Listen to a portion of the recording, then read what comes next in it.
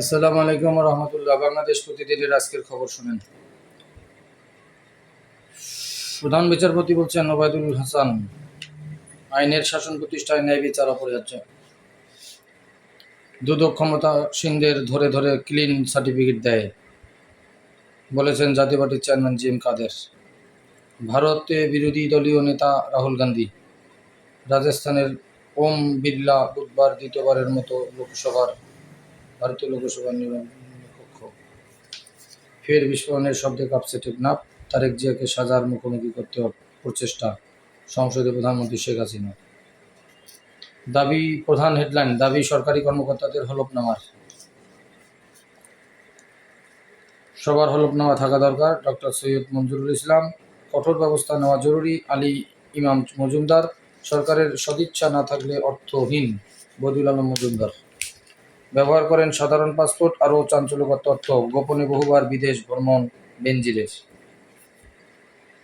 সময় খারাপ, বাঁচান সহকর্মীদের, প্রতিমতিওর।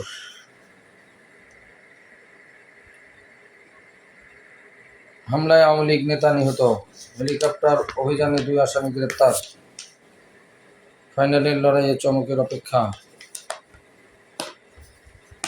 দুর্ধর্ষ মিশন 4 ফাঁসির আসামির। গণতন্ত্রের সর্বশেষ চিহ্ন মুছে ফেলা হয়েছে, মির্জা ফখরুল ইসলাম আলমগীর। খালেদার অবস্থা অপরিবর্তিত, মুক্তিতে 3 দিনের কর্মসূচি। আজিজকে নিষেধাজ্ঞার ব্যাখ্যা পেন্টাগনের।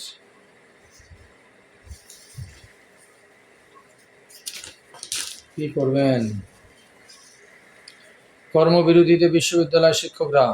প্রত্যয় পেনশন স্কিমের প্রজ্ঞাপন বাতিল দাবি। সিটির রাস্তা বন্ধ, সচিব নিবাসে। মডেলিংয়ের ফাঁদে যৌন ব্যবসা। নিজের গায়ে আগুনে মৃত্যু চিকিৎসকের। আত্মহত্যার চেষ্টা 3 কিশোরীর। সন্তানের দুধ কিনতে এসে গ্রেপ্তার। কেরুর 13,000 লিটার মদ গায়েব।